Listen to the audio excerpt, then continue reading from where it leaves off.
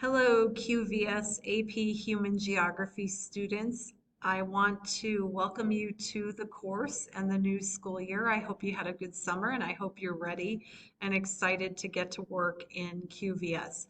My name is Mrs. Sedmak and I will be your instructor for this year, and hopefully I will help lead you to the successful goal for this class, and that is doing well on the AP Human Geography exam that you will take in May. One point that I want to make from the start is one of the most important features of being successful in an online class is communication. So just from the get-go, make sure that you are always willing to reach out to me if you have any questions. I'm always available. I'll take you to the course page in a few minutes and show you around and give you some contact information where you can reach me. But I just want to make that point that communication is key. Distance keeps us apart, but we can still talk together and meet about the course when and if you ever have any problems. Pacing is very important in an AP class. And that's why if you get stuck on a concept or if you are distracted with other work, you will be hearing from me often. And my expectation is that you communicate back with me. So I just want to make that point before we get started. And let's continue. Let me take you to the course page. I'll show you around. The whole purpose of this video is just to kind of get you set up and comfortable with the course page, and then I'll make another video all about Essential Unit 1. So this video is more about what I want you to do for the first day of class, and then we'll kind of go further from there. So let's go to the course page. Here we go. When you first log into your QVS account and after you finish the IOL module, you'll see AP Human Geography on your dashboard. So go ahead and click on that, and when you enter the course, you're going to be exposed to lots of good information about the AP Human Geography class. So just to kind of get you started though, here on the course page, one of the first things that you'll see off to the right is the countdown to the AP exam. I don't have this here to create an anxiety in you, but it's more to make you aware of when the test is and how much time we have in order to properly prepare you for that exam. So don't get anxious, just be aware more than anything else. This is where you can get information on how to communicate with me. So again, I said communication was key. If you take a look at the teacher block over here, you can see my email address. You can see my Skype name, so we can chat on Skype. I'll also be making a Teams group where you can chat with your classmates and ask questions in Teams. My office hours are generally from 7 to 11 a.m. Monday through Friday, but of course I'm available at other times. So if you reach out to me and need help on something, you want to make an appointment, sometimes I can contact you same day. But if that's not the case, because I happen to have a busy day, we can definitely make an appointment for the next day. So don't think that you can only contact me between 7 and 11 a.m. I know most of you are in classes during that time.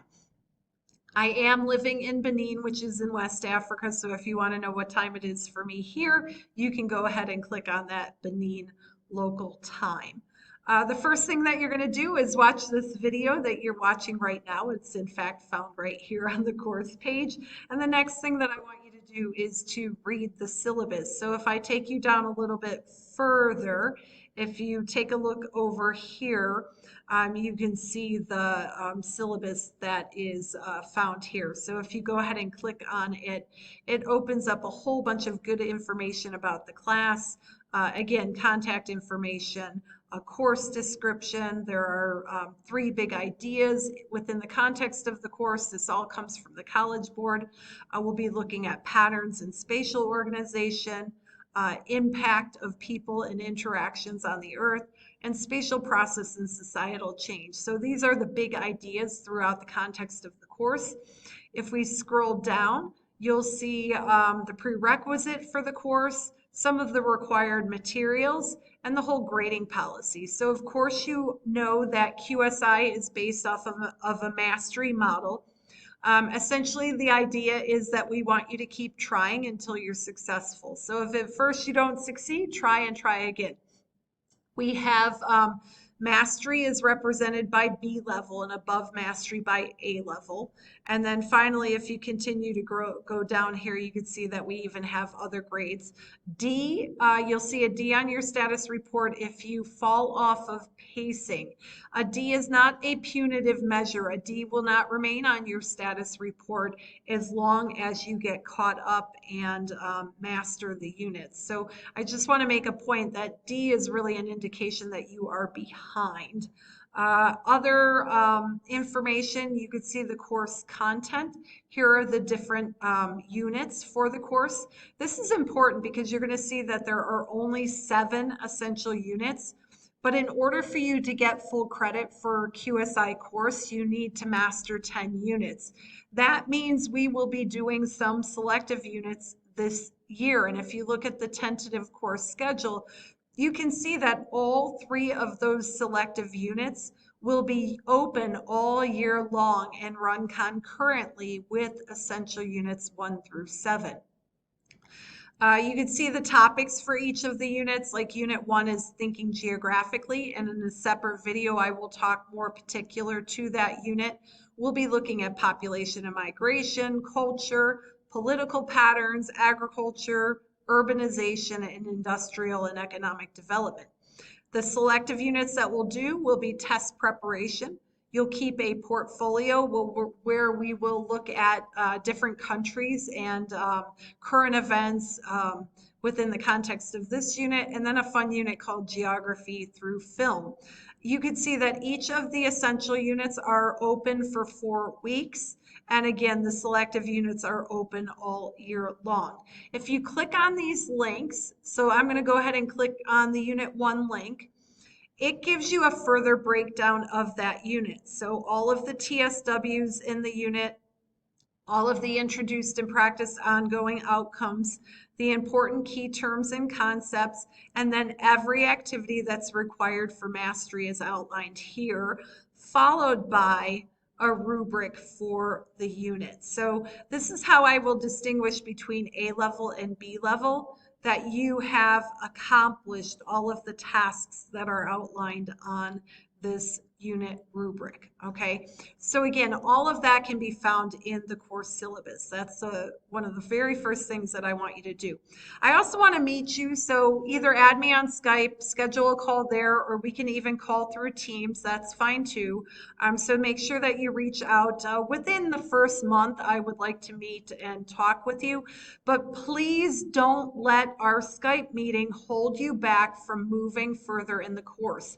You don't have to wait to get started by talking to me. Get started first, and then we will meet and talk, okay? On your first day here, along with reading the syllabus, I want you to participate in this introductory forum. It's got like a geography bent to it. So, names on maps, those are called toponyms, and sometimes names of places are named after people. This whole activity here, along with you introducing yourselves to me and to each other, you'll also investigate the history behind names. You can do this forum in written word, or if you want to make a video and upload a video, you can do your introduction through video. So I'd encourage that too. And then after that, as you can see here, I want you to take the first mock exam. So I'm going to scroll down, okay? Scroll down. I'll talk about these other features in a minute. And if you go all the way to the bottom to this test prep unit and open it up here, you'll see the breakdown for the AP exam and the different units. And if you scroll down a little bit further for quintile 1, this is the only thing I want you to do here. You do not have to do these activities called test taking strategies. I just want you to do mock exam 1, because the whole purpose of this is for you to get familiar with the different types of questions that you will be asked on the AP exam. So again, on the first day of class, read the syllabus, participate in the introductory forum, and scroll all the way down to test prep unit and do that first mock exam right there. It's a shortened version of the test. It will not take you a ton of time to do. Okay, so I'm going to scroll back up now and show you some other features. There's lots of course resources. Sorry, can't talk. You can get a course description from the AP College Board, and this is ultimately important right here. The AP College Board has created lots of online resources for students and teachers. There are videos that you can watch based on the different topics and lots of practice questions. It's very important for you to join my AP College Board class. So when you click on this link here, it'll take you to my AP where you'll log in, and then they'll ask you if you want to join a class. And in order to join my class, you're going to have this class code. So make sure that you do that very early on within the first week of class. Then there is the textbook for the course and even a companion website for the textbook. So I would encourage you to download this textbook when you have good internet, and then you'll have it on your computer always and never need the internet to get access to it again. Okay. Then you'll notice here there is a summer assignment. Maybe you didn't get it because you signed up for the course late, and that's okay. You could take a look at it, but at this point, it's not really extremely important that you do it. If you did do it, go ahead and upload it here. I have an attendance register, so every time you log into the course page, it keeps track of how long you've been logged in and when you log in. Now, I definitely don't grade you based on how often you come to the course page, but do know that there is a correlation between attendance and doing work daily and your grade.